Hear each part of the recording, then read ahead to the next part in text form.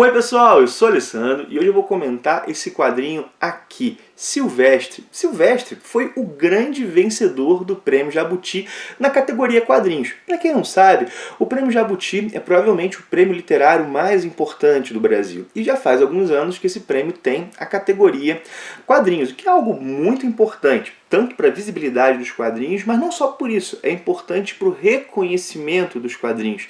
Um prêmio do porte do Jabuti ter quadrinhos como categoria significa um reconhecimento do caráter artístico da nona arte. Isso não é pouca coisa. Pois bem, né? Sobre Silvestre, já faz algum tempo que Silvestre está na minha pilha de leituras. Acho que eu comprei logo depois do lançamento, né? Só que assim, acaba que a gente tem que gerenciar o tempo para as leituras e não havia sido lido ainda. Estava até me preparando para ler por volta dessa semana mesmo, para fazer um vídeo. Já gravei um vídeo sobre um dos finalistas, acabou que o vídeo sobre o finalista vai sair depois do prêmio ter sido lançado, mas ontem, quando o campeão, né, o vencedor do prêmio foi anunciado, eu falei, cara, vamos pegar isso para ler de uma vez. E bom, peguei para ler e quero dividir algumas impressões com vocês sobre esse quadrinho. Vamos lá, Silvestre é uma obra do Wagner William, lançada aqui no Brasil pela editora Darkside. Deixa eu mostrar aqui, tem essa capinha, deixa eu tirar da capinha para vocês verem. Bom, vou tapar aqui, não sei como é que é a política do YouTube, né? Aparece um seio nessa parte aqui da capa, mas não tem nada de pornográfico o quadrinho, nada, não tem mesmo, né? De todo modo, vamos lá, né? Vamos falar sobre Silvestre. Assim, vou elencar alguns pontos, são várias coisas que podem ser ditas, né? Primeiro, né? Vou mostrando os desenhos enquanto eu falo. Silvestre não é um quadrinho fácil, não é mesmo, assim. Ele desafia e ele exige do leitor, e não pouco, assim. É aquele tipo de obra que convida a uma leitura lenta, contemplativa. Mais do que isso, né? É aquele tipo de obra cuja releitura se faz necessária. Eu ainda não reli Silvestre por inteiro, mas eu já reli algumas sequências e fiz isso, bom, um pouco durante a leitura, né? Eu avançava, voltava, relia, e também quando eu acabei de ler, eu fiquei folheando um pouco, parava, relia alguns trechos. É um quadrinho para ser relido, assim, para ser relido. E, assim, o Silvestre também, esse é o segundo ponto, é um quadrinho literário. Com isso eu quero dizer que ele está na interseção de duas formas de linguagem, de duas artes. O começo do Silvestre, por exemplo, tem um quê de livro ilustrado, mas, na verdade, um livro ilustrado cujo texto e imagens estão muito bem conjugados, assim. Mas isso não significa que Silvestre não use a linguagem dos quadrinhos, assim. Usa, olha só, deixa eu pegar aqui para vocês verem. Usa a linguagem dos quadrinhos, né? E mescla a linguagem dos quadrinhos com a linguagem da literatura. Nesse contexto, faz todo sentido Silvestre ter ganhado um prêmio que é, antes de tudo, um prêmio literário, né? Vamos lá, o terceiro ponto, né? Eu chamei Silvestre de um quadrinho literário, mas talvez a melhor maneira de abordar isso aqui não seja com a expressão literária, seja com a expressão poético. Silvestre é um quadrinho poético, assim. As primeiras páginas, inclusive, deixa eu mostrar para vocês, isso não se resume a elas, mas as primeiras páginas são poesias conjugadas com ilustrações, né? E há alguns trechos, tanto nessas primeiras páginas quanto mais adiante, alguns trechos de texto, né, que são muito bonitos. Eu vou ler 3 para vocês, pequenininhos, olha só esse, né? Não importava se talvez fosse apenas o eco de sua consciência, pôde-se ouvir baixinho, pedindo perdão, como se não o dissesse. Olha só, minha gente.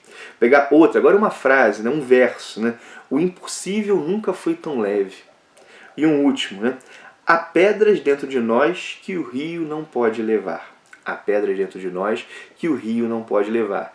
E tudo isso está conjugado e bem conjugado com as ilustrações. Deixa eu mostrar um pouquinho mais, né?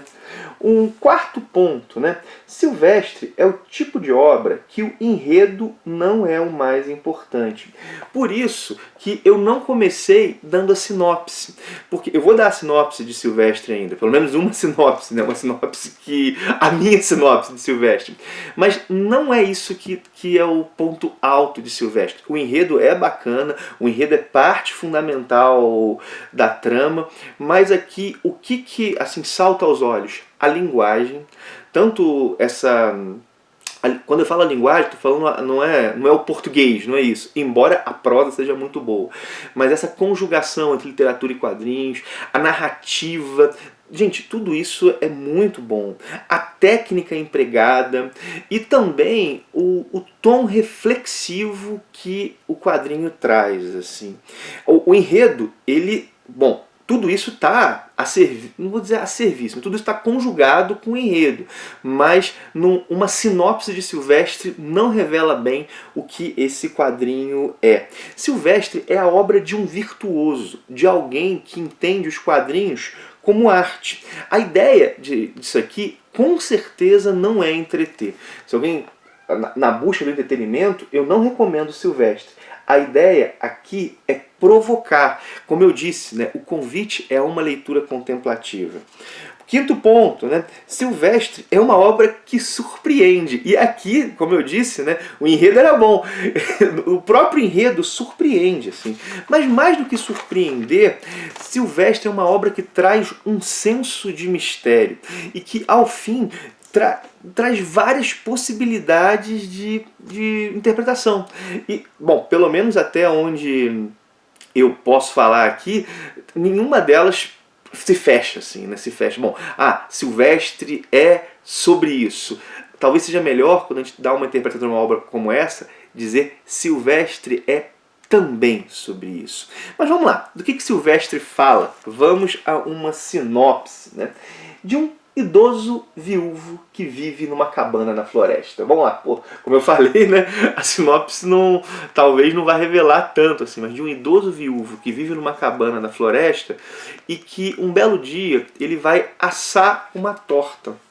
Ele vai assar uma torta a partir de uma receita que a sua esposa fazia. E aí o cheiro dessa torta, aqui está aqui a torta, né? O cheiro dessa torta sendo cozida, esse cheiro atrai as divindades da floresta, figuras do folclore brasileiro, figuras de mitologia de outros lugares, enfim, né? Divindades são atraídas pelo cheiro dessa torta. E aqui tem um primeiro ponto que me tocou, né? Silvestre parece dizer que a memória é o alimento do divino. Pensem nisso, né? É a receita da falecida esposa, que o cheiro dessa receita que atrai os seres sobrenaturais, as divindades, né? A memória é o alimento do divino.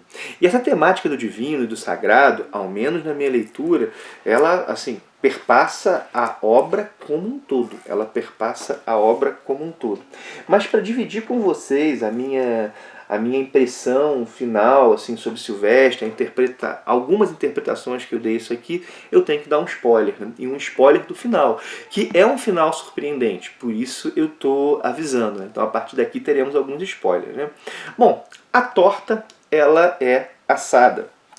E ao terminar de ser pronta, ao ser retirada do local, né? E o que acontece? Os deuses, eles atacam a torta, assim. Sabem que não há para todos, né? Então eles atacam a torta de maneira muito violenta. E o Senhor, que foi muito acolhedor com essas divindades, ele, bom, inclusive isso é construído de uma maneira bem bacana, né? Há um tempo entre eles terem comido a torta e essa decisão do Senhor. O Senhor ele volta com a sua arma e ele começa a atirar e assassinar todos os deuses. Gente, é uma sequência surpreendente e é uma sequência bem violenta, né? A primeira coisa que me veio à cabeça quando eu li isso aqui, a primeira coisa que isso me remeteu foi a noção de morte de Deus, tal como pensada pelo Nietzsche, né? Bom, a morte de Deus é uma noção nietzschiana ou nietzschiana, que por vezes é mal interpretada, né? A morte de Deus não é uma proposta do Nietzsche, é um diagnóstico do Nietzsche. Para o Nietzsche, Deus morreu nesse mundo moderno. E o que significa dizer que Deus morreu? que os absolutos morreram, né? Os absolutos morreram. E os absolutos que continuam a ser cridos, eles são sombras de Deus, eles são cadáveres. Mas com o passar do tempo, né, as consequências da morte de Deus se mostrarão, né? E aqui o que nós temos é os deuses que devoram a torta, que é o trabalho e a memória desse homem, e são assassinados pelo homem que os acolhia, né? Então há isso, essa noção de os absolutos morrem, assim, né? E é interessante porque talvez a gente poderia ler isso aqui não por Nietzsche, mas por Feuerbach. Feuerbach já tem um projeto, vamos chamar assim, de morte de Deus, embora ele não use esse termo. Por Feuerbach, né? O Feuerbach entende, né, a religião como alienação, e o fim da religião, né, o fim de Deus, o fim dos deuses, de todos os deuses, ele faria com que o homem tomasse posse da sua própria humanidade. Essa seria uma maneira de ler. Mas, ao meu ver, essa maneira de ler via Feuerbach, e talvez até um pouco via Nietzsche, ela não dá conta da obra. Não dá conta da obra. Nietzsche tem um pouco mais, mas via Feuerbach não. Por quê? Porque ao fim e ao cabo, o tom não é celebrativo.